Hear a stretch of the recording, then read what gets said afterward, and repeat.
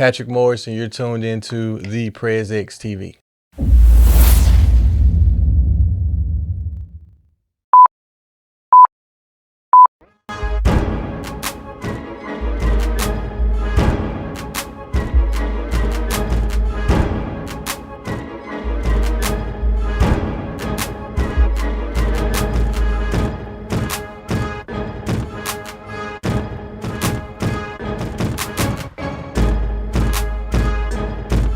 What's going on, y'all? Welcome to another episode of the Presidential Executive. This is your homie, the executive over here, JB.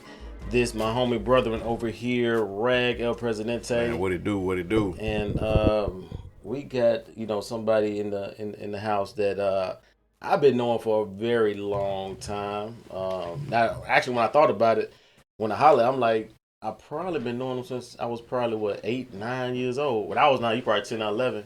You know what I mean? Play Raleigh Rockets with his brother.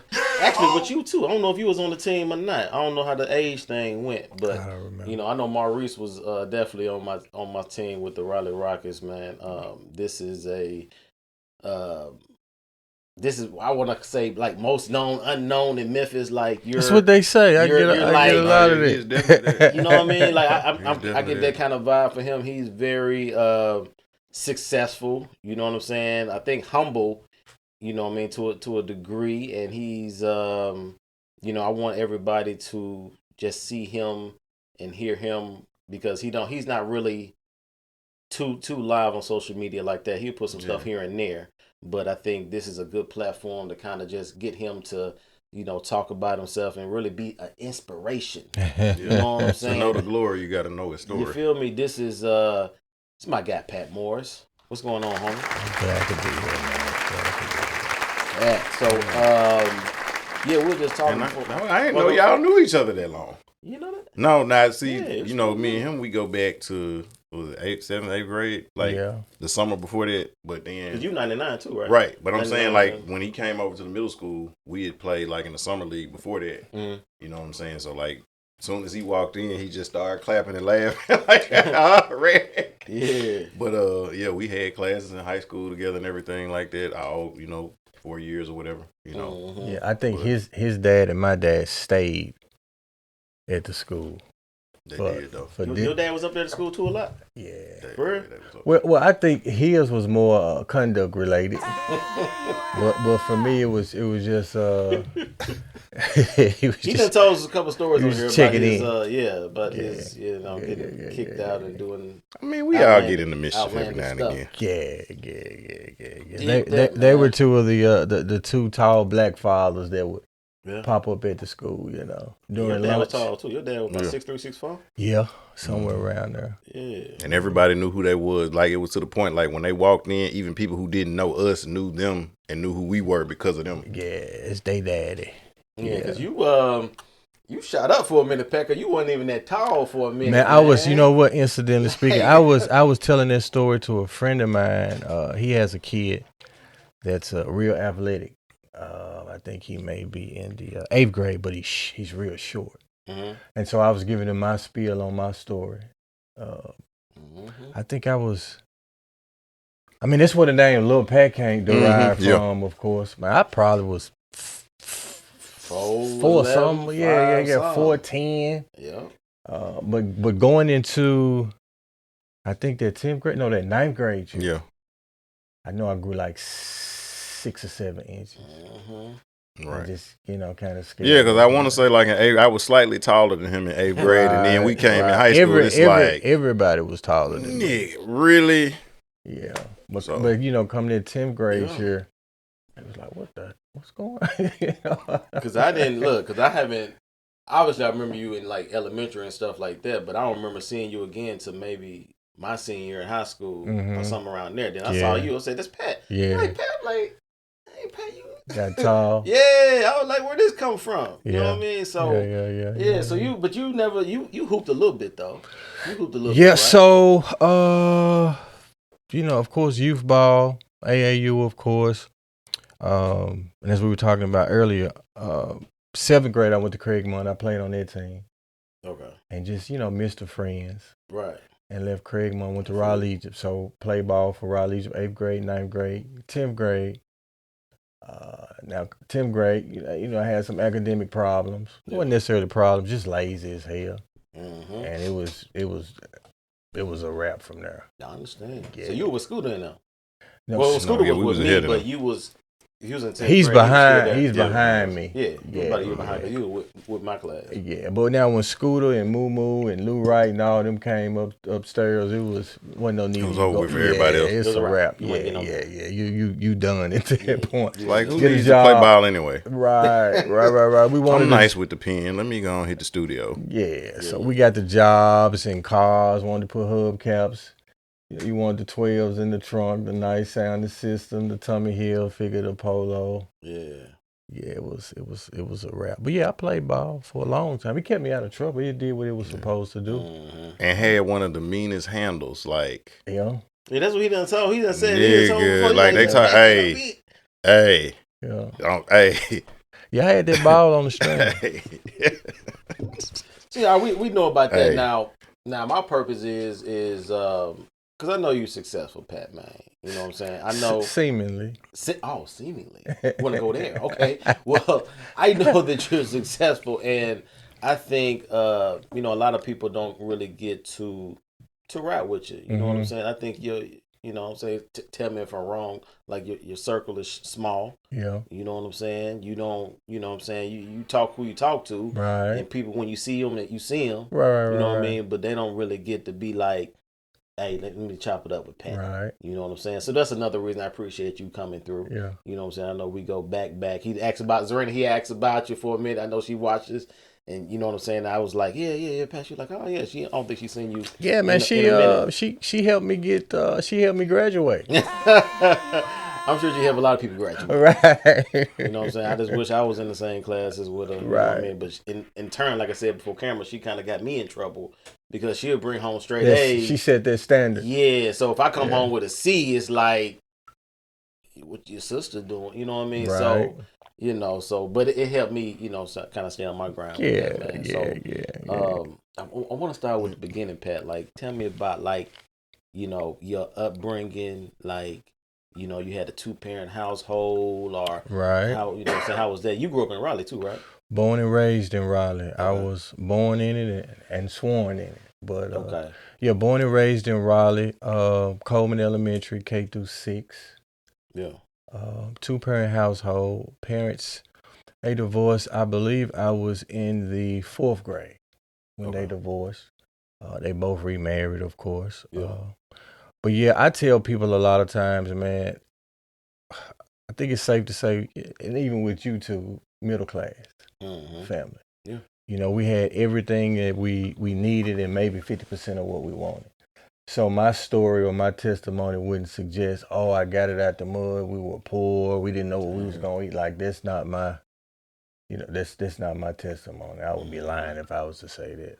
Both parents worked. My daddy, my mother was in the, she was in the nursing field, and she later migrated over to become a dietitian. I think due part to my father being in the food industry. He worked for companies with the likes of Cisco, U.S. Foods, the Benny Keefs, just basically food distros.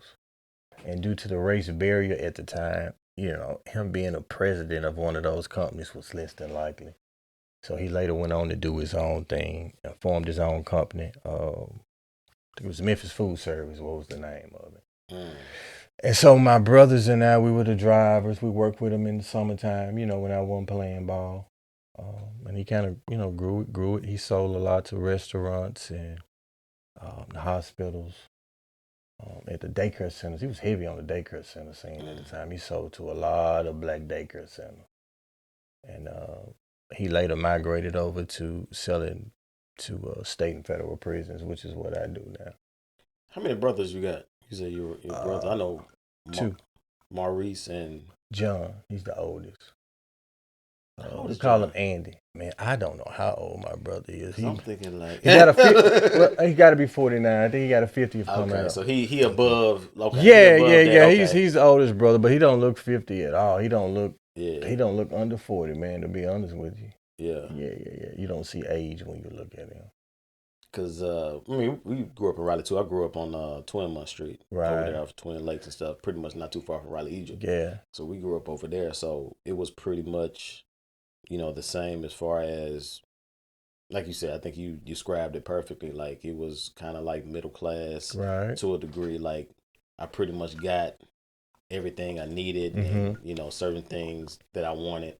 Pops never would have gave me Jordans. I wanted some Jordans growing up. I ain't even spending that money on no shit. Right, right. You know what I mean? So if I wanted those, I had to go another way or whatever to get that. But it was pretty much the same. But I was telling you, but it was, my brother, he got into the gang activity. See, I don't recall Egypt. you even having a.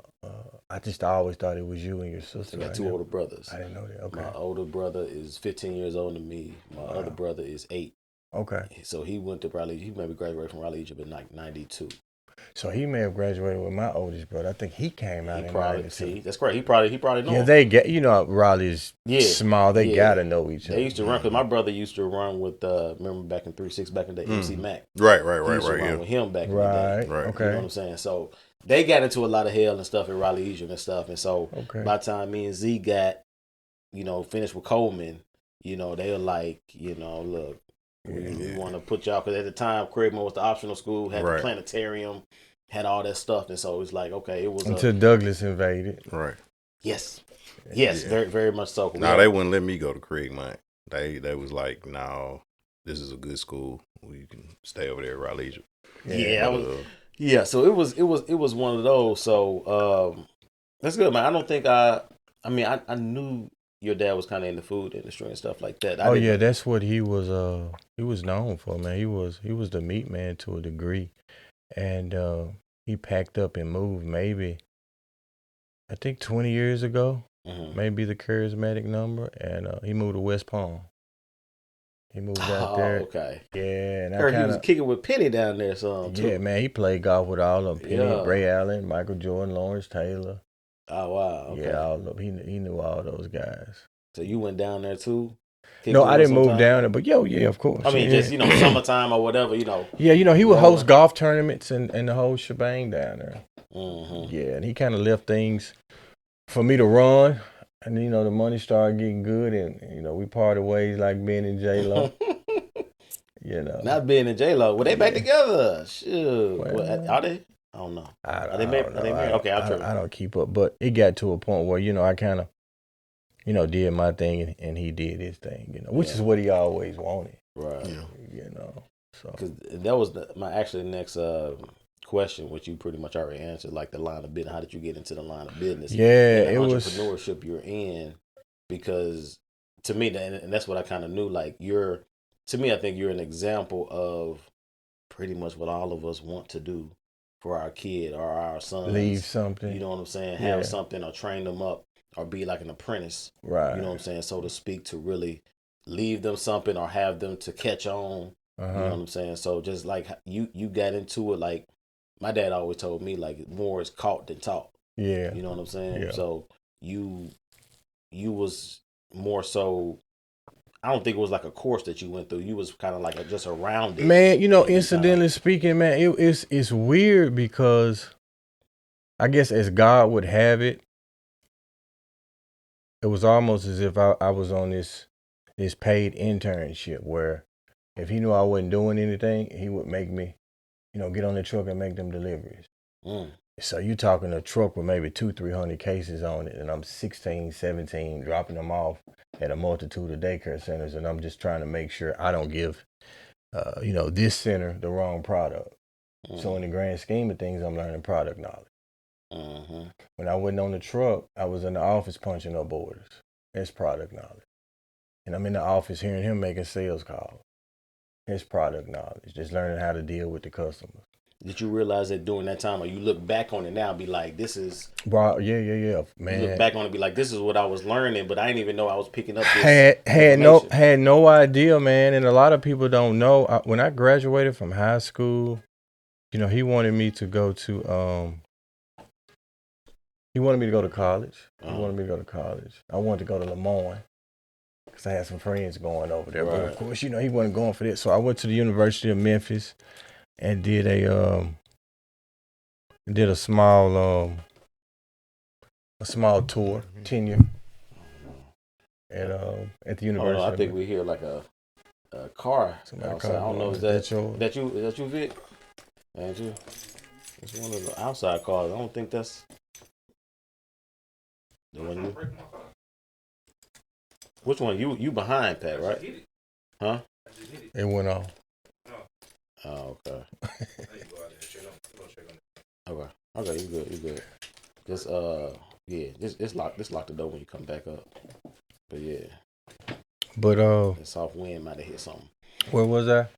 You talking about product knowledge, and you didn't realize at the time that. Yeah, no, of course at the time I did, man. I went to University of Memphis for a second. It was a non-degree seeking student. I wasn't serious, man. I wasn't trying to, get no degrees. Hell, to be honest with you, if I'm being transparent, I didn't know what the future held for me. I didn't. You talking about after high school? Yeah, I was just kind of going with the flow, man. Partying. So when you left high school, you wasn't automatically thinking, okay, I'm gonna get kind of this thing with my pops. No. Nothing like that. It was just like no, because at that time he was still in Memphis, pretty much still doing his own thing. Yeah. But things went left for me when I got in a relationship with a young lady. And it's always the women. Yeah, man. Yeah, man. And this is actually, like part of my testimony. Got in a relationship with her. Thought I had 2 kids. You thought you had 2 kids? Thought I had 2 kids. Okay. Right. That what she told you? Right. Okay, I got you. Long story short, the spirit of Mari Povich came upon me. You are not the father. Came up on you like that? Yeah. But no, man, in all actuality, man, you could not have told me I would not have been in the ministry. I'm actually a seminary graduate. I did not know that. Yeah, I got a degree in biblical studies. Where? I went to Mid-America, and then I wrapped up at right here by Bellevue. Yeah. And wrapped up online at Andersonville Theological Seminary in Andersonville, Georgia. Okay. Yeah. I didn't know that. I knew you was at doing some New Direction. Yeah, it was heavy. It was heavy in the ministry over there. Well, that makes sense now, because a lot of times when I used to be over there, performing and stuff like that, but some of the conversations we was having, and I'm like, why is he talking? Like, I had no idea, but I never asked you that. You know what I'm saying? But then you knew, like, when I got out of school, like, that was not my goal at all. Right. You know what I'm saying? And so I end up doing that, when I graduated. And so, like, but we used to have deep conversations, and we'd be talking, but it kind of threw me, because it's like, you saw that theological side. Yeah, I mean, but we were both doing that, but it was just like a trip, because knowing, like, some of the jokes we used to tell and stuff we used to be a part of in school, it was like, So I financed my whole seminary situation. I was parking cars part-time at the not part-time, full-time at the Marriott Hotel for maybe 3 years. I was always one of those guys where I can't sit still. Right. So being a valet parker was right up my alley. You know what I mean? I kind of come and go as I wanted to. If I wanted to hide for a minute, I would hide in a minute. Right. I parked some of the best vehicles and declared and decreed I would own this one and that one. Right. But I was always going back and forth with my father in terms of, I need you to run this thing for me. And the way it all came out was, I was at home one day. I had just got off the phone with him. I was like, man, I don't want to leave my daddy hanging, because at this time he getting ready to leave and move out of town. So it's almost as if I was the hang up or the hiccup. Like, I can't leave Memphis until, he gets it together or, he jumps on board. So I was reading, oddly enough, 1 Samuel chapter 9 and 10, when Saul becomes king.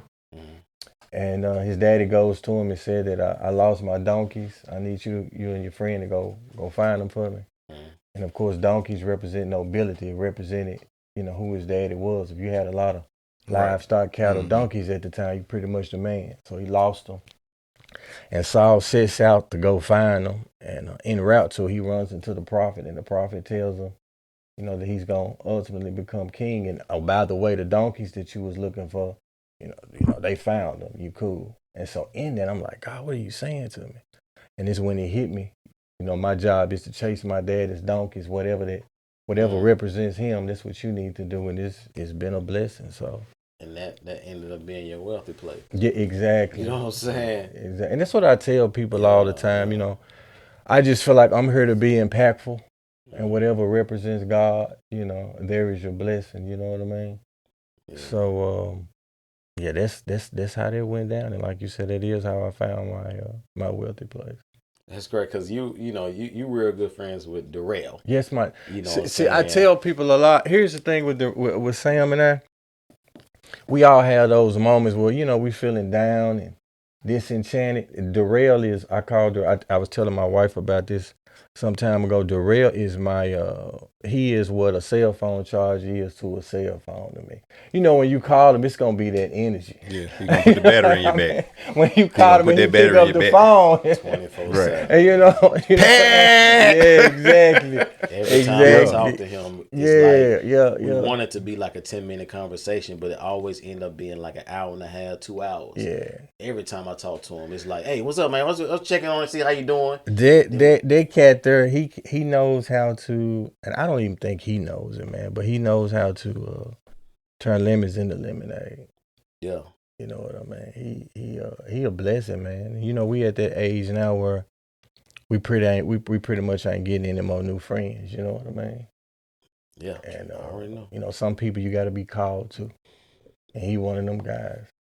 That's my guy. I know the whole family. I know the whole family. Yeah, I know he done. I remember when he was at Fresh Breath. He talked about you more than a couple sermons. Oh yeah, did he? Okay. Oh yeah, just you know what I'm saying. Just I know who he was alluding to. Right. Maybe everybody else did. Right. And again, when I started on my own, he would get on that truck with me and help me make deliveries. Yeah. He's wrapped up in my. But y'all have known each other for a minute though, cause like Darrell and I met through Devin Pope. Okay, DP. Devin, yep. Right. So Devin went to Raleigh. Right. Yeah. And one day we were always at Devin's house, and he was there because of course he is or was a member of the church. I'm not really sure now, but we met through Devin. Okay. Yeah, I remember that. I was just saying he used to when he would come up, be up at the school or whatever, but he would be with y'all, so it's like. How you know Pat? You know what I'm saying? Like, so. Yeah. He good. I talk to him almost every day. Okay. Yeah, I remember because that was sometime we used to have the picnic over at Breath. Mm-hmm. They used to ride them dirt bikes out there at the where was it at? We used to have it out there in Raleigh. I forget. I can't even think of the place now. We used to always have it out there. We used to have a church picnic or something like that. Yeah. Him and Darrell sometime be going around them dirt. I'm like, who is this man with Darrell? It was Devin with that man. Just Devin. Racing Porsche. Yeah. I raced the Porsche. So yeah. Okay, that's cool, man. Because you getting into that line of work, but it wasn't something that you calculated into being in. It's just something that... No. You know how God will booby trap you at times and have you thinking you're destined for one thing. And so what we tend to do, I guess it's human inclination. We are, we got tunnel vision in terms of that one particular thing, but God will have you make a right turn. Yeah. And you like, I get it. Because again, you couldn't have told me I wouldn't have been in the ministry or teaching a theological class.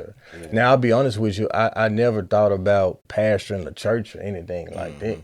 That wasn't the I end. understand. That wasn't the end goal, but yeah.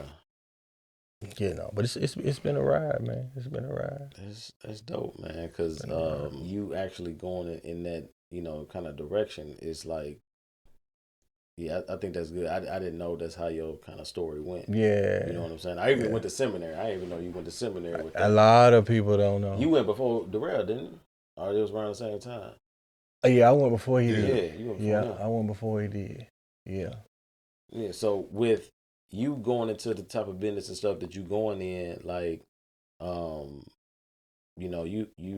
got any type of routine that you kind of stick to? Which I don't know if you read them like success books and stuff like that. As far as like, do you have like a certain I've never read any of those line of routine that you kind of do? Like, not, you know what I'm saying? Like, what are you doing? When you say routine, what do you mean exactly when you say routine? You mean like a day-to-day routine, or like a day-to-day from like a systematic point of view? Or? Yeah, because like business can, that can change. You know what I'm saying? Because like I said, in your line of business, it may just switch up. But as far as, okay, you wake up in the morning, you do this, you got this going, you meditate on this, you know what I'm saying, you eat something, some routine of that nature. Because I know business can kind of be man, I'm a scatterbrain to be honest with you. Okay. I mean, there are strategic things that I do from a biblical standpoint. From a financial point of view, like I'm a devout tither. I believe in it. It's like a tidbit amount of things that I do repetitiously, and it just, those things, they just work for me. They handle those particular principles works for me in terms of everything else. Like, for example, from a financial point of view, tithing. Right. I just suggested myself, if I help God financially take care of his business, he'll take care of mine. Take care of yours. What are my bills in terms of his? You see what I'm saying? I don't spend any money on marketing. I just, feel as if God knows more people than we all do. We all belong to him. As long as I'm helping him, aiding and abetting him in what it is that he's trying to do, he gonna handle whatever it is that I got going on. So it's almost as if I'm in the car. I'm just along for the ride. I can't come on here and lie and say, man, I do this, I do that, I do that, I do this. I read this book. I mean, outside of the Bible, right. I embrace biblical principles. And for me, man, I don't believe certain things in the Bible. I believe the whole book. Yeah. Right. Yeah. You know what I mean? And it just works. As a business owner, it's just foolish for you to be a business owner and you're not a tither. I just don't understand that. Yeah. Because you need so much help. You need so much help. I think I saw you talk. Maybe it was with Mikey Elliott over here. I think, because I look at a couple of them. I'm around. I look at were y'all talking something about this before, and he recorded it or something? Yeah. Last year? Okay. See, I peep gang. You know what I'm saying? I got my eyes. I think y'all talked about that a little bit. So I'm big on that. Not just tied into the church, man, but just period. I do a lot of giveaways. I give away a lot of product, a lot of food. Right. Yeah, we my wife and I, we feed the streets. First 300 people. Yeah. And I be having to go to work. I don't be able to make them. I was like, you had some chicken or something, but it wasn't that day or something. I was like, dang. Okay. I remember that. I couldn't come or something. I thought it was, he's like, tomorrow. I was like, oh, yeah. I ain't know. And so, incidentally speaking, next month, we're partnering up with, I can't say who it is at the time, but we're giving away 1,000, right at 40,000 pounds of food. 40,000 pounds. One day. Yeah, it's going to feed half of the city.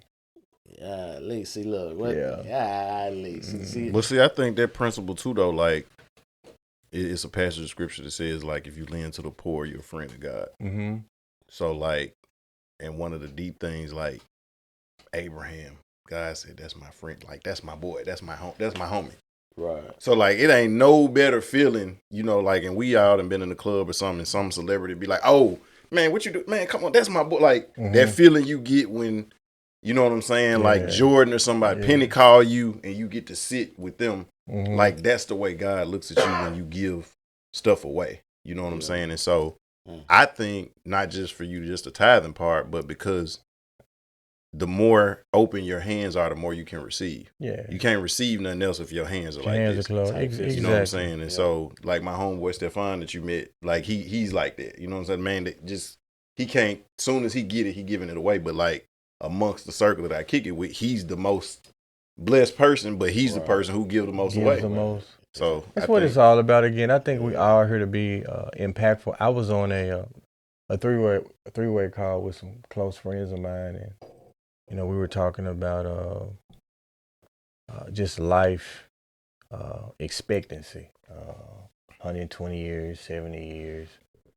And one of the things I was telling him was, man, again, we all here to be impactful. And I just really believe that as long as you are here on earth and you're being impactful, God gonna keep you around. He needs a body. The devil needs a body. Only what you do for Christ will last, Very right? true. Right. Yeah. So it's just about actively giving and, trying to be a blessing to somebody. Okay, and I don't want to hit too deep into that, but when you say, like even Ty, you brought up that you just don't, quote unquote, give to a church. You may give to yeah, man. other ventures, charities, or people, or whatever. Yeah. But I mean, it's all about putting seed in what the Bible said, fertile ground. Yeah, that's key. You know what the I mean? Fertile. Got to not the bad ground to where it don't. Right, You can't produce anything. Right. Because I mean, you got some churches, bringing in a lot of money, reluctant to get the grass cut. You know what I mean? Or somebody may go to that, a particular church and ask for some, and their benevolent offering ain't there. You know what I mean? Right. So, we do a lot of grassroots work. When I say, we from a plural stand of view, my wife and I, I tell people all the time, man, I'm the breadwinner, but she the CFO. You know what I mean? She help you to do what you need to do. Well, she signs off on it. It's a lot I want to do that she ain't. God ain't told her that. You know what I mean? Yeah. So, but yeah, it's not just the church, but to the I guess the pronoun would be the streets, man. Yeah. And it just does something to me, man, when you give away a lot of product. For example, the one I did at Raleigh, I think we gave away 300 cases. Mm-hmm. It was to start at 9. Man, it was people out there at 4 or 5 a.m. That's the judge you did up there in Raleigh. Raleigh. Yeah, I remember that. And it went so fast, the security had to, jump in front of some of the cars and just had to motion me to hurry up and get the truck out of there because it was still maybe 200-300 cars out there trying to get that product. Wow. And so that shows you that need is there. Yeah. You see what I'm saying? Yeah. And for me, it's hard for me to be around something or somebody that's lacking, and that pull takes place. They call it the savior complex, where you want to do something. Yeah. Like, man, how can I help this person? How can I help this entity? You know what I mean? What is God saying to the house? God, what you want me to do? So yeah. But giving, man. And I tell people a lot of times, I've been rich and broke twice, but tithing has always got me out of that jam. Yeah. Got me out of that jam. Because I go to God and pray like, look, hey, do you remember that time? Remind them, Yeah. But that's biblical. A lot of folks don't do that. That's biblical. Exactly. A lot of people say don't question God and don't talk like that's your father. No, he wants that. Yeah, he wants you to. He likes to be reminded of what you told him. I read somewhere in the Bible, it's like the angels marvel at that. Okay. You know what I mean? Hearing the word of God. Because they just, we got free will. They don't. Yeah. and that was another thing I think you brought up. I think you were talking about. That's one thing I got kind of scatterbrained too. With you saying that wasn't your thing to kind of go into your dad's footsteps, and you brought up I think the 1 Samuel scripture. Yeah. But you had to obey that. You didn't have to. Right. You know what I'm saying? You could have did whatever you wanted to do. Right. Well, I want to be a minister. I wanted to do X, Y, and Z. You could have went ahead and did that, but credit to you that you obeyed that. I did. You know what I'm saying? I did. Which, you know what I'm saying? I think that's big. I want to give you, kudos for that because a lot of people will have some of that same intuition or prompt or whatever you want to, Holy Spirit, talking to you. But the key is, here's the reality. The key is being in that spiritual space where you know the voice of God and knowing that you need to move on it. And I think a lot of times, more often than not, God's giving out instructions on a regular basis, but you got to be in a position to know that voice, to hear it and act on it. So true. And that's... So had not I went to seminary, I wouldn't have been able to... Like, imagine how many signs God may have tried to give me in terms of doing it. And I asked myself, I wonder where I could have been how far could I have been? You know what I mean? Had I acted on that a long time ago. I got 2 other brothers. You know, why you calling me about this? So you got that instruction after you went to seminary. While I was in there. While you was in seminary. Yeah. Wow. While I was in it. I got you. So you was. I get you, because that's I tell a lot of not a lot of people, just kind of when you kind of be on fire, when people first get saved, you know what I'm saying, like it looks like they're being over the top or too judgmental, but they're in a perfect space at that point to really hear. But then you know what I'm saying, you get other experiences and you kind of, you know what I'm saying, kind of lessen that. But you was, to me, it sounded like you was in a perfect position. I was to really. I was. You know what I'm saying? Sit down and hear, and really I was broken at the time. So imagine you thinking 2 kids are yours that's not yours. So I was at a real low place. Yeah. So do you still keep in contact with the 2 that you thought that weren't yours? Or you No, I think my mom does. Oh, you know, that's her ministry. It ain't mine. I don't know. I was about to say, you're doing. I still like that's what I was asking. So, Well, I mean, in her defense, like that's part of my testimony as well. It's definitely no bitterness, at all from me towards her. Like again, it was part of my. I'm not divorced from my past. I'm delivered in it. So it's like that's one of those things that had to happen. Right. You know, and when you live in a sinful life, man, that's what come with it. Yeah. The wages of sin is death. However, all death is not physical. It could be mental, it could be emotional, it could be financial. Yeah. So, but after every death is a resurrection. So yeah. I was able to hear what I heard at the time, and That's crazy, because I said a little bit, I think when Queen Jasir was here last week, as far as my message, as far as well, I don't know if you knew, my dad was a reverend. Well, minister. Vividly, I was gonna ask you that. He was a minister and reverend and stuff like that. How you say was he passed? Yeah, my dad passed in 2020. Oh, recently. 2020. See, my dad passed in June 2020. Yeah, July 2020. My dad passed July 1st. Mine July 11th, actually, 2020. 21. Okay. Yeah, I remember you posting about it and stuff. Yeah, that was like I'm 41 now. Like that was the roughest. Bruh. That was the rough. But here's the thing though. It's like I saw it. Well, when he got ill, it was like just abruptly, like out of nowhere. Start seeing little signs. Like, oh, okay. And he just started to decline. And I was sharing this with somebody not too long ago. I saw myself at the funeral before the funeral. So while he was sick, I was grieving during that time. So I was grieving before he passed. You know what I mean? You're going to bring tears to me, bro, because that's literally the same situation. Yeah, and he was in West Palm at the time, so I was, flying back and forth, checking on him. And the last day that I flew in to West Palm, I got there to check on him that night. He was in his room. I saw him dipping, breathing machine. I didn't even know a breathing machine was even at the house, so that was new to me. And I went upstairs, and it was a late flight. I got in at like 10, and he was still up. I guess he was waiting on me. And went upstairs, took a nap. Well, no, not took a nap. I was headed to sleep. Right, I've been flying. I've been in the air all day. And my stepmom, she called my name. I was like, yeah. And he was like, he gone. So it was almost as if, he was waiting on me to get there. Waiting on you to come through. Mm-hmm.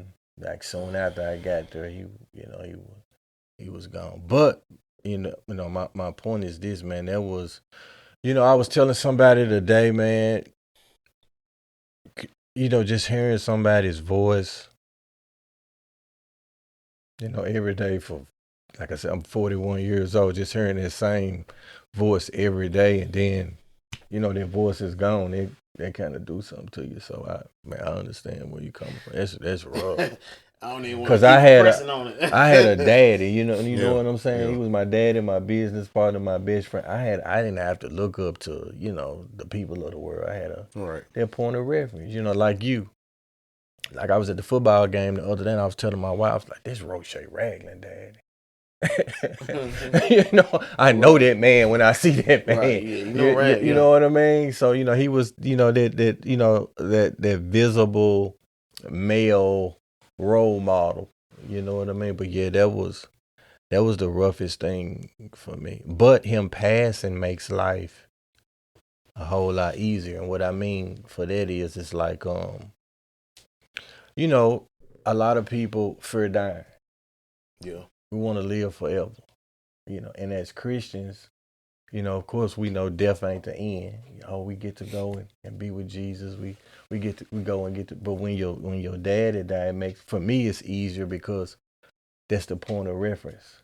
Yeah. I get to see my daddy again. You know what I mean? My affairs are in order. Exactly. Right. You know what I mean? That's exactly what and my wife doesn't like to hear me talk like that. I'm like, man, it is what it is. You know what I mean? I long to see my old man again, man. But I know how you feel. That's boy. You basically it's rough, man. Articulated everything that what I mean, like. And I have my days. You know what I mean? Yeah. But what helps me is I still hear my daddy's voice, even now. Yeah. You know what I mean? I still hear his voice even now. Ooh, boy, shoot, Pat, you ain't even say nothing. You about to make me tear up over here, bro. Man, I know the feeling, man. It's tough, bro. Cause my pops passed at our house, my mom's house, because we wanted him to be at the crib. He was ill too, and he passed. Was talking to me and Zarina the night before. You know what I mean? We were talking around him the night before we passed, and we were basically, I think I was telling Rag that like we were like. Cause it was tough, man. He was. We had to change him, and we had to do a lot of stuff. Yeah, and I think that kind of that plays a part in there. I guess deterioration is it breaks him down because me and my oldest brother now we were after he had to do the same thing, change him, and just as a man, just being seen in this state, and them not wanting to be a burden. You're talking about self-sufficient people. Yep. You know what I mean? Reluctant to ask anybody Proud, for anything. That was my pops too. Because I saw like he really couldn't speak that well this last week or two. Neither could mine. Yeah. But his eyes, when I helped change him at the time, he was just looking like, I don't want you to be doing this. You ain't supposed to see me. You know what I'm saying? Man. Like I just had that look. He had that look like, I ain't. You know what I mean? So, but we had that conversation, me and Z, and we were just talking like, damn, we gotta help mom out. We gotta do X, Y, and Z. Mm-hmm. And I know my pops was hearing that jump. And so the next day, the next day he was gone. He gone. He like, okay, I don't need to put this burden on y'all like this. So you know what I'm saying. But it was rough, bro. Like I said, I get it was tenfold. Like I said, I don't remember. I know Darrell talking to me something like he was at the funeral. I'm like, I don't even remember him being there because I was just like, zone. You know what I'm saying? Like, I just, you know what I'm saying. I don't remember. I remember you being there, Rag. I think were you on the pallbearers or something? I don't know. I mean, going out, yeah. But yeah, man, I totally understand you. And so when you, I think you put a post or something out about it about your father, and I was like, I get it. You know what I'm saying? I get because it's something. Unless you go through it, like you don't even know. Especially if he was like he was to you, like my pops to me. We were taught. I talk to my pops every day. Yeah, 2, 3, 4, 5 times. Yeah. What, daddy? Right. You know what I mean? Yep. Don't call me no more, man. Right. Yep. Every saying with my dog, he'll hit me up, be like, "Oh, you ain't hit me up today. What's up? What happened? What's wrong? What? I ain't here for you today." Like, dang, Dad, you know what I'm saying? I'm living. You know. But now, let's bring it back to full circle. You were talking about, is there any, I guess, rhyme to my reason, or am I repetitive in any business practices or anything like that? One of the things that I'm really serious about is time. Salute. Right? You can't get it back. We talking about the passion of our fathers. The Bible says it is appointed for every man to die once. No man knows the day or the hour. You don't know when you're leaving here. And time is something that you cannot get back. That's why I don't play with time. I don't play with people's time. I don't like people playing with my time. You know what I mean? It's serious, man. Salute to you for that. And I meant to give you props in the beginning with that, because he hit me up. We were supposed to do this on Monday, and you know what I'm saying? You let me know ahead. I told you I appreciate that because everybody ain't like that. I know that. You know man. So I'm a timely guy. Right. Ragno, we get, Vic, you know what I mean? So it's like you don't get it back, man. You don't. And so you can't get it back. And that's, you know what I'm saying? Salute to you on that because you got a and that's why I'm sick of my job. Cause they play with my time, I ain't got other stuff to do. Like when you was texting us, I was literally texting and driving. When they pay you for, I was coming off of. No, they don't. It's complicated. No, so no. So basically, that's a ministry. Then no, so right.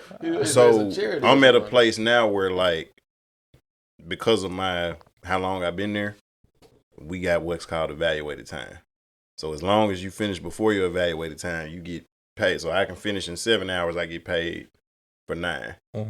But no route is supposed to be longer than 9.5 hours. But every route we got at the station I'm at is about 11.5 hours. But they ain't changed it. So they only paying us for 9. When really all of them at 11.5. So ain't no way we gonna get done within that window because Amazon don't deliver out in Mumford. So we had to do all of that.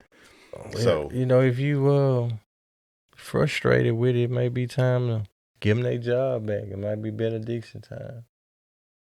Hey, like I told them today, I got some stuff working. I got some stuff working. Yeah. So, hey man, no, you was talking about something else though. That man talking about pool pit stuff.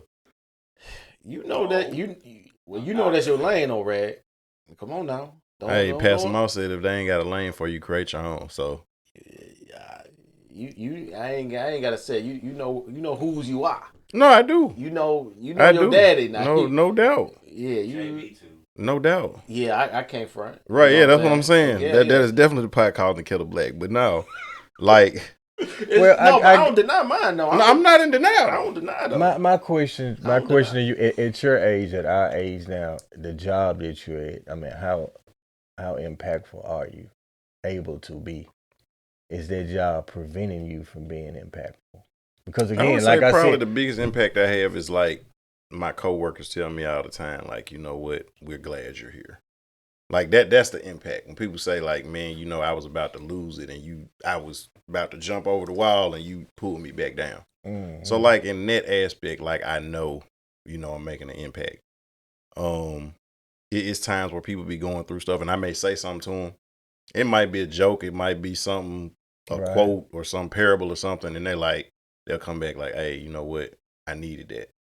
So you're on the side. Yeah, on a small, that's what I'm saying. So I know I'm being impactful. I guess the frustrating thing for me ain't even the job so much per se. It's just that the other stuff that I need and or want to do, it's okay, I'm constantly, like you said, always, people man, you can't sit still. It's not that I can't sit still. I don't really have the time to. Right. You know what I'm saying? And I tell people, if you need me to do something, I need to know. Because if I get to the crib and sit down, it's over with. I ain't coming back out. So I really want to be able to do some other things. But, it's just, like you said, just knowing when your assignment is completed. And doing it, having the right mentality and attitude until it's therein lies the problem. Knowing when that assignment is up. Yeah, I follow you. I'm with you. I think it might need another memory card with that one. But yeah, man, I'm with you though, Pat. I'm pretty much kind of with the government. I've been working for that and stuff. Which branch? Which part? I work for a company called CACI. It's based out of Virginia, Arlington, Virginia. It's government. It's private. Yeah. Well, I work on the Navy base. Okay. Out there, and so it's cool. I've been out there almost 15 years. Oh. So it's cool, but yeah, I know there's more. You know what I'm saying? Just for me, period. And two, I have situations to where I know I've been impactful to different teammates, work, you know what I'm saying? Co-workers and stuff of that nature. You know what I'm saying? But, you know when it's kind of nudging time and you know what I'm saying? Well, the common denominator for all three of us is this. We got young kids. Yeah. And at our age, less is more. For me, I'm not out here trying to make $100 million. That's not my aim. That's not. I don't feel like this. At this point, the premise of my existence, I'm trying to build a relationship with my 5-year-old daughter. So if I could, be home by a certain time every day, that's a win-win. That's my goal when I wake up is hurry up and get back to the house. You know what I mean? And the blessing for me at this point is my company is pretty much running itself at this point. I finally got the right people around me. And in 23, I'm trying to shift from, the company will stay intact, of course, but I'm trying to shift to the nonprofit sector, philanthropy, doing a whole lot of giving. Not necessarily faith-based, but just doing a whole lot of philanthropy work, man. But less is more, and my point is, man, that's something you all might want to, be in prayer about, because I got young kids, man. You gotta tell me. You go get these people 10, 12 hours a day, and so here's the reality: you come home, and you have these youthful kids, full of energy, and you're too tired to play with them. How fair is that? Yeah. So as you get older and the kids get older, their memory, their childhood, involvement with you when they was a child is null and void. It's not there. I would come home. My daddy was always in the room laying down or on the couch laying down watching TV. Yeah. Daddy tired. You know what I mean? See, that's actually the good side of it, because that's pretty much my workspace back there. I'm pretty much been working from home since 2020. Okay. For the most part, I went to the office today, but I may go to the office once or twice a week. I got you. You know what I'm saying, for the most part. But yeah. To your point though, I get that, and that's like I said, I got 4 of them. 7 is my oldest, so I got twins that are 3. The ones you saw downstairs, I don't know if you saw both of them, the twin, the boy and the girl, and I got a 5-year-old, and so they always. I saw a starting lineup. You know what I mean? So I got a lot to my energy. Usually when they do sports, I usually be their coach. Okay. You know what I'm saying? To be out there, to spend the time and stuff with them. You know what I mean? Because I see that legacy. Plus, I know it's your ministry. Yeah, and plus I've seen with Darrell. Right. I talked with Darrell. That's my homie. We talk a lot, and part of his thing, he's been open about that. I think he actually said it on the show, as far as time being spent with him growing up. Kind of what his pops kind of always was somewhere, had revival, a ministry or something like that. Yeah. He missed those moments. You know what I'm saying? To where it can affect them now, and so I always want to be around or be there, because my pops pretty much was, for the most part. You know what I'm saying? He would he grew up playing tennis, and what I'm saying, I would play basketball, play AAU and stuff. But he always was there. He was actually working at the tennis center sometimes to pay for our lessons. Tennis is and they ain't no it's expensive. Sport. So you know what I'm saying? So he did certain things to do what he had to do in order for us to excel and succeed.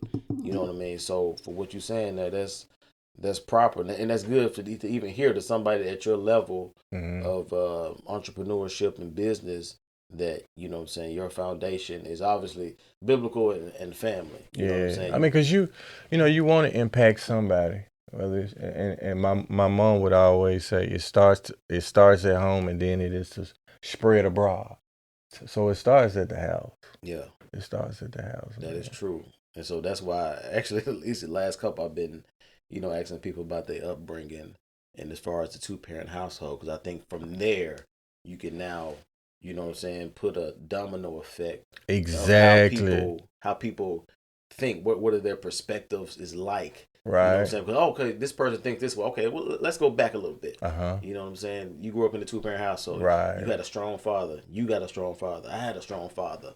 You know what I'm saying? All that stuff plays a part in how, you know what I'm saying, we look at this world and how we operate even in our household. You know what I'm saying? So, and it's hard to be what you don't see. Message. How does that work? You know what I mean?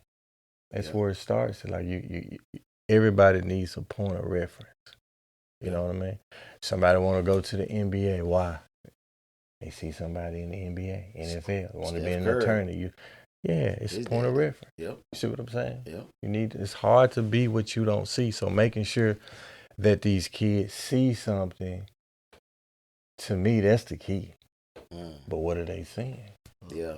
Well, that's a whole. We could get a whole lot of conversation. You know what I mean? So, and Pat, like given the culture that we in today, I know we talked about it before, even with obviously stuff with Kyrie or whatever. As far as with you being in the corporate side and executive, like, do you find yourself kind of like holding back of how you really think about something, not to offend certain people or clients or whatever?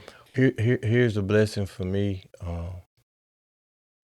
It's easy to be yourself when you got what they need.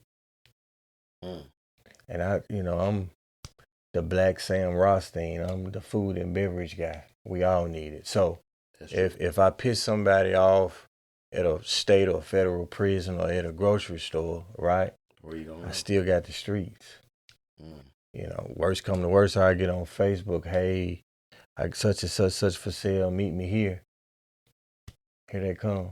You know what I mean? So, I mean, it's a lot of duality in this situation, man. I kind of hate it for both sides. With the Kyrie situation, that's tough. I just think, and I could be wrong, I just don't think Kyrie give a damn anymore. He rich.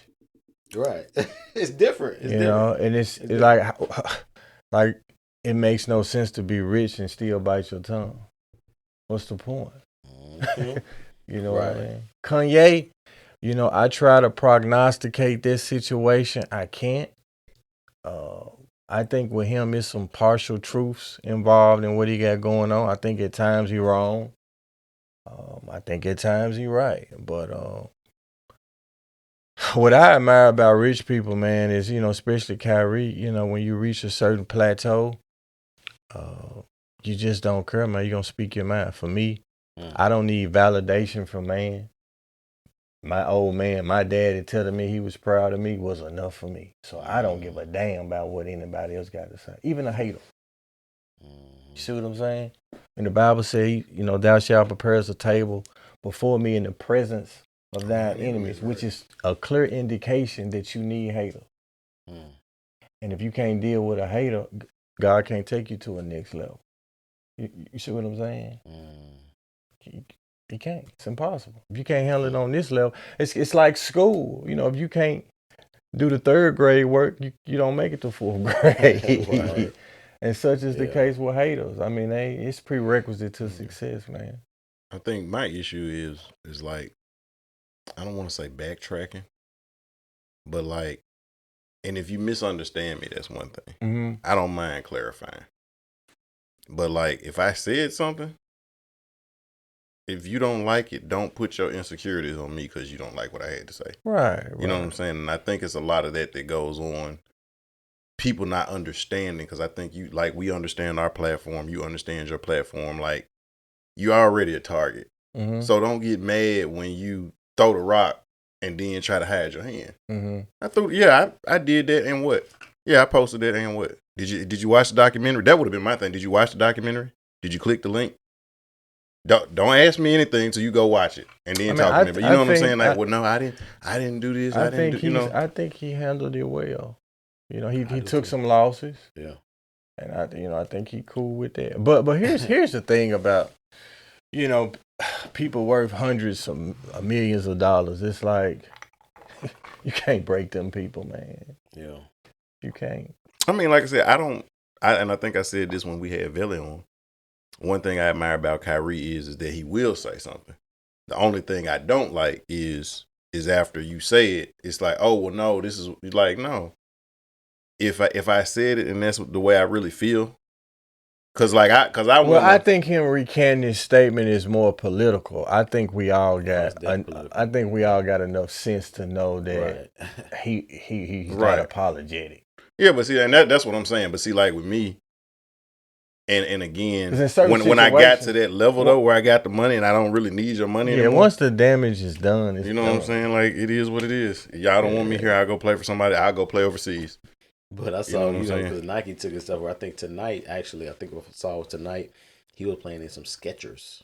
Because, Nike took his endorsement and stuff away. So he was in some, some Skechers or whatnot. But he's to the point now, I got about 2 or 3 pairs of Kyrie's downstairs. Like, you know what I'm saying? He's liberated. He's free, man. Yeah, he ain't worried about no money. He's free. I think he's at peace with where he is in life. Yeah, you can tell that by how he's. Like I said again, I believe that. But but back to my point, you'll have millions of people that disagree with him, but and you all can attest to this. I think one of the key components, one of the keys that we all should embrace and do upon receiving Christ as your personal Savior. The first form of deliverance is getting delivered from people, their perception. Like I'm not responsible, or nor do I care how somebody else perceives me. That's not my problem. It's not my responsibility. You see what I'm saying? We call to a remnant of people. We should be concerned with, what they think or how they see us, perceive us, or whatnot. But outside of that, man, who gives a damn? Because that's a skill too. Because especially on social media, you know what I'm saying? Because it's built off of getting likes, getting comments, validation. Validation. So if you're on there a lot, just like we talked about Stack Jack, you know what I'm saying? I think sometimes he can kind of get caught in, what other people say about him, or, not like or comment and stuff like that, to where you can kind of go back and forth with people to where it's like you said, I said what I said. Right. But then that's why I don't be responsible. Because see, if I figured that somebody really wanted to be, and I don't know if you saw the comment, I actually did go back, and it was a comment on one of our videos, and the person was like, I apologize, I misunderstood you. But in me selecting, I was like, okay, this person seems like they're trying to be educated. And that's why I'll do that. That's why I don't post a lot on social media, because I don't have time for all that typing and this is what I meant. That's I ain't on that kind of time. I ain't gonna lie, I'm one of the ones. Sometimes I got time. No, but see that, and that's what I'm saying. Like the time is important. Like if you're not trying to learn, I don't have time to argue. Now, if you're trying to really get some understanding, let me get your perspective. Let me at least walk in your shoes and have some empathy. Then we can discourse. But if you're just trying to be a Twitter finger monster, you know what I'm saying? What Drake say, trigger fingers turn to Twitter fingers. If that's all you want, I ain't got time for that. I think a lot of those. Fun for me now. I think more often than not, those little components, trials, it's just little cosmic tests. I just think God want to see how we gonna respond to it. I think a lot of times, promotion is predicated on how we handle these little small, less than weightier matters. You know what I mean? I don't have time for it, man. Yeah, I don't have time for it. You ain't lying about that. Just gotta stay the course, man. Don't fail the test, man. Yeah. Yeah, I want to ask you, because we all grew up here in Memphis, man. And we see the, I went to TSU. You know what I'm saying? Like, it was every time I went to TSU. Oh, you from Memphis, so they already knew what I was on, quote unquote, because of what they perception knew. Of what you, because you're from Memphis, right? I can't believe your parents let you go to TSU.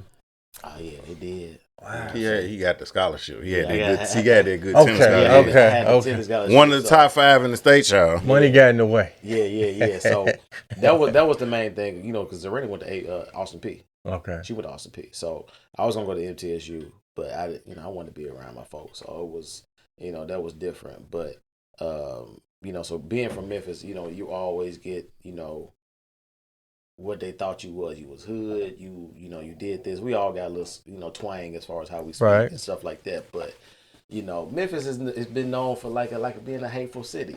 You know what I'm saying? To be honest, you know what I'm saying. And I can't disagree with a lot of those narratives that's kind of out there. But given and I relate a lot of things to rap, just because we growing up 3-6 fan. At least I was a 3-6 fan. Oh yeah, we used to you know what I'm saying? Sneak and listen to that. Right, all the time. Yeah. So my brother actually, my older brother hooked me up, with Mystic Styles back in the day. Right. 92, 93, whatever it was like that. That's the first time me actually hearing that Tommy, put me on. I'm like, who is that? So we know it's always been beef, with Player Fly, whoever. Then we get the guy to get 3-6 stuff like that. But now, to me, it seems like since I guess the Dolph stuff like that, folks are trying to more so come together with Finesse and Bad kind of squashing whatever they had and stuff like that. So what do you think of what do we think you need to do as a city to kind of come together socially and economically like an Atlanta? You know what I'm saying? Do you think we going in that direction? Or are you we still got a ways to go? Man, that's a good question, man. Of course, it starts with leadership. So who's the leader? You know what I'm saying? But I think the stuff that you're doing, you're being a leader. That's why I really wanted to highlight you, because I think we need more people like that, or more people like us to see and see their heart behind it. And I'm actually glad you answered the question earlier. We were talking about a routine. I'm like, I ain't got no routine. I do what God tell me to do, basically. You know what I'm saying? Like that's the answer, but nobody wants to hear that. Yeah. Everybody wants to hear, you need these 6-7 steps. Yeah, no, I don't have that. I wake up at 3 a.m., eat breakfast, pray, then I do this, then I do that. Do 150 jumping jacks. Yeah, no. 10 push-ups. I don't do any of that. But just to piggyback off of, well, not piggyback, but just to expound on the hate issue. Man, I look at Memphis. We've all heard the saying: if you can make it in Memphis, you can make it anywhere. Yep. They sure don't mess with you when you go out of town. I believe that in all regards. Yeah. Whatever it is you're doing in Memphis, if you pick that up and take it to another city, I think you could definitely be successful. I think Memphis is, for me, I guess just metaphorically speaking, it's like homeroom. You know what I mean? Explain that. So in school, homeroom is where you went in the event you didn't finish your homework at the house prior to. You can eat in homeroom. You can hee and ha with a couple of people in homeroom. Whatever you need, you can get it in homeroom. Now, here's the thing about homeroom. You don't need it to graduate. If you don't go to homeroom, you're not going to get in trouble. It's facts. Memphis is homeroom. Yeah. That's how I look at it. Yeah. I ain't never thought about it like that. That's how I look at the city, man. Yeah. I mean, it's a lot of stuff going on in the corner that ain't beneficial. Some good stuff going on over here. I could stay right here in the house and mind my business and do what I got to do until I get to first period. So I don't really lay my anchor down on the negatives. You know what I mean? And we at the end of the day, whatever you don't like, you remove yourself from it. Memphis included. Right. Yeah. You know what I mean? And it goes back to knowing how to move, but I think it starts with leadership. I think we got a pretty progressive guy that just entered the mayoral election, and Paul Young. That's progression. It is. I've seen a couple of things about him. So yeah, I mean, wherever that guy goes, yeah, it's a cultivating experience. You know what I mean? He blooms, he blossoms wherever he goes. So I think he'll be a good look, young guy, fresh. How old is he? Man, I have no idea. He's got to be. He's like in his 40s. Yeah, mid 40s. That's what I'm thinking. I think he started with the Hood department down there, and I think now he's yeah. So just in terms of, man, Memphis just needs just the proper leadership, man. Yeah, that's I think that's the key, because I think obviously we growing up, and I tell other people that haven't been here, like when we was growing up, bro, like Memphis was it. Yeah, we had 5 working malls. Oh yeah, Adventure River, all of that, Celebration Station, Liberty Land, Motorsports Park. Yeah. So it was it was a lot. It was different. When did it go bad? Like how can we? I think personally, greed messed up Memphis. Well, I think it's a combination of a lot of stuff. Here's the reality. We all grew up in church. Mm-hmm. Now, how many of us take our kids to church as often as we went? Mm. So it's a lot of little small things. I remember my aunt saying a long time ago, each generation just seems to get worse and worse and worse. The reality is we in the last days. Ain't no disputing that. Oh yeah, no doubt. You know what I mean? So I don't know, man. It's tricky, man. It's tricky. It's very tricky, but and I ain't got the answer, Sway. Right. Houseway.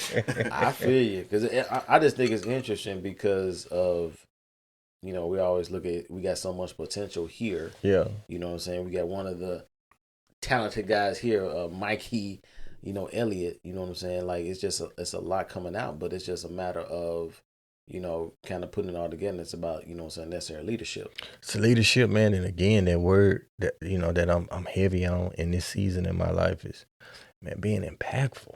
Like, nobody is here for themselves. Yeah.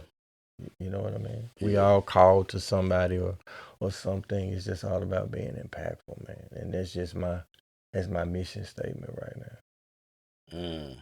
And I got a question for you too. Is do you think leadership is a skill, or is it learned, or can you actually teach that? Like, if it was a little homie or something like that, be like, okay, let me show you leadership, or let me teach you leadership. I think it's embedded in us all.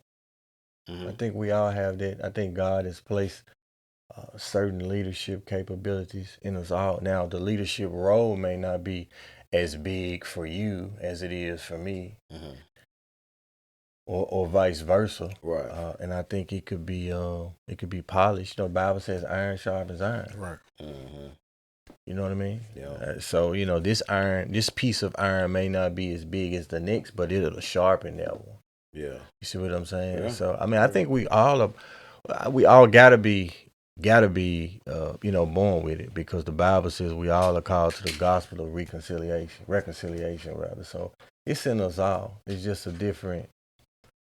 Everybody does it different. It's just a different. Everybody does it different. Just like I say this, like even in the household, like even me and my wife, and me going through, been married for almost 10 years and stuff now. So learning on the job, mm-hmm. You know what I'm saying? As far as you're a leader. Yes, I'm a man. I'm the head. You know what I mean? I lead, right? But then also, wifey leads as well. But it may be more so, in a different area, or like with the kids, or with the nurturing and stuff of that nature. Right. And so it's not like you said, it may not be as much lead as, because you can leave the house, you can leave your kids at the house with your wife, right? Right. And she could leave them here with you. Yeah. You don't say, no, I can't leave them there with you because you're not as good a leader as I am. You don't have those. I don't think you have those leadership skills, baby. You know what I mean? Right. Yeah. I think it's in us all. It's just just a different component, different assignment. Yeah. Yeah. Yeah. For sure, man. And this is biblical. Ephesians, 4:11, 4:12. For now he gave some apostles, mm-hmm. some preachers, some teachers, for the perfection of the saints and edification of the body of Christ. You see what I'm saying? Yeah. So it's leadership skills in an apostle and a preacher and a teacher. You see what I'm saying? It's in us all. It's just different roles. It's just different roles, and iron sharpens iron. We just got to bring it out of each other. It's edification. Yeah. Yeah. Yeah. That was dope, bro. Right. Well, going to your hate thing though, like that's that part. Even in the church, like I can't get mad because what God got you doing. Mm-hmm. You know what I'm saying? I've got to learn to be content. Like, and we all basketball fans. Like the Bulls would not have been successful with their second run if Dennis Rodman had been mad that he wasn't getting as many shots as Jordan and Pippen. Mm-hmm. But he was a master at playing defense and getting rebounds. Mm-hmm. And he did that better than anybody. Ron Harper came in and won 3 titles, and he used to be a scorer. Right. But, you know what I'm saying? And the Clippers of Cleveland, but when he came in, it's like, okay, you know what? He made all defensive second and third team. All them years he was with prior to that, he didn't make it. Somebody has to come off the bench. You see what I'm saying? And it's like, and this thing called life, somebody has to come off the bench and get somebody a but you can still be Jamal Crawford You know what I'm saying? Coming off the bench. Yeah. If you accept that. Yeah, be you. You see what I'm saying? Like, you ain't got to be just, you can shine in your role as opposed to, I'm going to be mad at Katie and, Steph and Clay because they get, I don't even want to play no more. Well, now our team ain't as impactful. Yeah. And people not going to remember you because you pouting because you mad at somebody else's role. See, that's the tough part, I think, for the day, just because, somebody may not, like, they see you courtside at a Grizz game or doing something like that. Like, if I ain't right there, if I ain't that guy, or if I'm not doing exactly kind of what you doing to be successful, then I can't do that. I can't be helping you and still be a leader. That's what a lot of people think. But then they don't know that a lot of leaders, they mostly serve first. You know what I'm saying? They serve, period. And so that's why I think the whole social media thing can kind of get messed up, because we got this false sense of what it should look like. You know what I'm saying? Everybody don't have to be, the rapper. You know what I'm saying? Like, everybody can't be or the Jay-Z. CEO, right? You could be an executive helping him, or you can be, you know what I'm saying, a liaison, you know what I'm saying, doing something else in regards to helping that person. But they don't make you inferior to that person. You know what I'm saying? Don't have to be, like, you can look at it like that. But It's a lot of people don't see like that. I said last week, like with Jay-Z homeboy Ty, like, everybody knows who he is. Exactly. I don't even know exactly what he does. What but he's there. Everywhere you see Jay-Z, you see him, and he's come up because he stayed connected to, you know what I'm saying, the conduit. And so, like, whatever it is he do, he is mastered. Like, I'm going to play my position.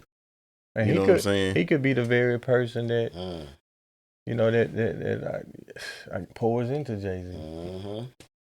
Because I heard he was because Jay-Z was talking to Kevin Hart on his little platform, and Jay-Z put some stories like it sounded like he talked to Tata every day. He like, I'm talking to Tata. We're like, man, I just can't remember when we was back in the project. Right. You know what I mean? So it was like you said, it very much could be that way. Like, you always want to keep somebody around you that really knows your story. You got to. You have to. It's mandatory. Right. It's mandatory. You need that accountability to keep you grounded, keep you from thinking you're nicer than what you are. Right. When you got somebody that was there with you, when you was tripping and falling, and you know what I'm saying. Granted, you ain't above reproach, but you want those kind of people around you, man. So. And also, shout out, man. I know you got a son that played for Bartlett here, quarterback or steps on however you want to, Yeah. Frame so this is what I tell people. This is how I frame that. A lot of people take issue with the term stepdad. Listen to me. I am his stepdaddy. Okay. I am his stepfather. His father does a wonderful job. So does that make you like my step cousin or something? Probably. I don't know. Man, those, I didn't marry into a situation where the father wasn't present, or sometime he come around, sometime like that man is a real father. That's great. Yeah. You see what I'm saying? Now I step in if things are bad, and what I mean by that is it's a particular situation and they can't collectively figure it out, and I'll chime in. Pick up the pieces. But man, listen, that's a wonderful kid. That was just a God-oriented, God-engineered situation for me. I've never had a problem with that kid. I've never had a problem with his father. And a lot of people can't say that, but he's a wonderful kid, man. And, he been through hell and high water on that field. So now people are just getting a glimpse of the shine. Right. But, he's always been a phenomenal kid. He started off playing football at Briarcrest. And, I don't have to bite my tongue. A black boy throwing the ball over there is less than likely, right? So we had to learn that the hard way. Yeah. So he left there and went to the White Station. Yeah, went to White Station. We had COVID year. Yeah. And then last year, I think he played 3 or 4 games, maybe 5. He did great, but he got injured. But he also played 7-on-7, which is kind of conducive to AAU. Right. What it is for basketball. And so now, he's been that kid, but what happened is, my point is, he had these dog moments. You know what I mean? Injured, COVID year, the powers that be was reluctant to let him be who he was. So the cosmic test And this is what I was sharing with him and his mom. The cosmic test was, okay, God knows who we are when the light's shining bright. Mm-hmm. But who are you in the dark? With nobody looking. Ain't nobody looking. Ain't nobody. When things going bad, like that's what God needs to know. Because again, promotion is predicated on how you handle the dark places. Yeah. You see what I'm saying? Yeah. And so, he's what we're seeing now is him passing the dog test. Yeah. You know what I mean? So they bring Barley that first state championship. Yeah, man, they got a game Friday, and if they win this one, then they head to I think it's Knoxville for the. But that'll be big for them. But I mean, just humble, humble as pie, man. Cause Cam bag him up. Yeah, Cam, kinfolk. Yeah. Okay, Cam. That's the guy. That's the other quarterback. Okay, yeah. He a junior, right? Is he? No, he's a sophomore. He a sophomore. Yeah, that's right. So he got plenty of time. He got plenty of time. Yeah, he growing up too. That boy almost about 6'3" now. Yeah, he kind of tall. Yeah, I see him up now. on the field. They throwing the ball back and forth to each other. But yeah, Brady's a good kid. But no, man, I'm a stepfather, man. Like I can't take the credit for who that kid is. Yeah. Even if I wanted to. Yeah. See, that's good because I know I put that in. I know depending on who you are, they frame it differently. Right. You know what I'm saying? But in your situation, the father's in the life. And yeah, so, he's man. That's so, here's the thing. So, again, I mean his and I married his mother because I saw how one of the reasons, of course, right, what type of mother that she would be, for my child. So, I mean, she's a wonderful person, and you can't escape DNA. So that's in him. I mean, his dad is a great guy. He's remarried. I think she's in the ministry. Right. So his setup, his radius, his circumference is just, we won't let him have his head down. No. You know what I mean? So we Right. we well, definitely, then, like me and my family, you already know. Right. That whole right. That foundation gonna be there anyway. So yeah. I mean, that kid, he gonna be something special, man. Yeah. On or off the field, he just got it. Where he committed to? He went to is it Georgia State? Georgia State. Okay. Yeah. Because he legit, man. I saw. I don't know what game it was, but it was. I mean, I'll say right up the street from the high school. Okay. So it's right up the street. Yeah, that Barley fan base, man, it's something else. Yeah. Cause that was my son. My son just got finished playing in the 8U tackle championship. He played with the Bartlett Little League football, and so they kind of plugged into the line. I think they had some of the coaches out there for Bartlett that come out there. I guess they're trying to put them through like a farm system. They kind of weed people out. See, you're gonna be good. They try to put them in different camps and doing stuff of that nature. So so I don't have to have those. I don't have to go in his room and have those talks with him, and like he's already there. He's more mature than most adults. You know what I mean? So he know God. Yeah. You know what I mean? He know God. So he's one of them faith-based kids, man. He got it together. Like I said, most importantly, he on or off the field, he gonna be cool. Yeah. He gonna be fine, man. And home field advantage. Yep. Yeah. It's semifinal. It's semifinals, right? Yeah. So if they win Friday, they go to Knoxville. So y'all got an out-of-town team coming. Yeah, all of, I think the last 3 teams, except for Germantown, of course, have been. It was. They got their league back, but yeah, they lost the first time though. They lost the first time they played G-Town. Yeah, by one. They lost by one. Yep, yeah. They should have won that game, man. But he gonna be fine, man. But his his village is intact, man, and he lacks no good thing. He ain't worried about nothing, man. Sound like it, man. He ain't worried about it. He cool. You know what I mean? Yeah. I think his worst days are behind him. It's life is mental. Yeah. Mostly mental. 90%. It's mental, man. Life is mental. So, yeah. Pat, my boy, I appreciate you coming through, man. Likewise. This is like I said, this is a platform that's on camera, but I ain't talked to you this long in forever. I don't know if we talk this long like this forever. You know what I'm saying? But we've been knowing each other for a while, but we ain't never really, sat down and chopped it up like this, bro. So I appreciate you coming through, blessing the platform. Yeah. No problem. You know what I'm saying? Like I'm typically, reluctant to do these kind of things, but since it was you guys, I said, and you talking about impact. You said something to me when we was in 9th grade English class, because I used to like to skip. Right. And you said, Raglan, you got to get it together. You said, because if you ain't here, who paper am I gonna copy off of? So I've been making an impact. It's impactful. But he said he was joking, but he was like, because he know, like, revelation. Man, I ain't give a crap about giving away them answers. I'm trying to see you pay, like, man. That's 8, nigga. That's 8. But no, it's like, all to get together. we need you. I need you. Right. I pray for you. You pray for me. Yeah, exactly. And when he was in New Direction, though, like, every time they had something, he was throwing my name out. You know what I'm saying? Trying to get me to, like, when Broderick was out there, getting me to come out, and do some stuff. Yeah. So I mean, it comes back around. You know what I'm saying? So. And shout out to Dr. Apostle Stacy Spencer too, man. He was key in my spiritual transformation. Stacy Spencer, okay. Yeah, I don't think he get a lot of credit. Well, he used to, but with age, I think it's that dip and he kind of reclining. But everybody done been in their church, man. Yeah.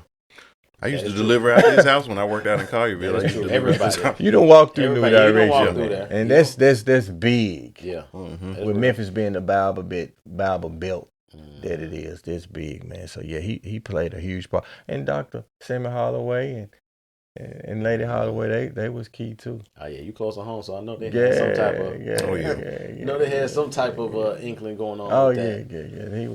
Dr. Holloway, man, he's one of those guys. I would see him coming out Austin P. You turn the radio down, you saw the Lexus coming down. Austin P. Red John. I think it was brown. It was red. Yeah. No, he had a brown one, right? And then a red one. Yeah. I don't know, but you see Dr. Holloway, you better turn that radio down, man. I already know, y'all. But until next time, continue with that executive mindset. Most definitely keep it presidential. Salute. Bow.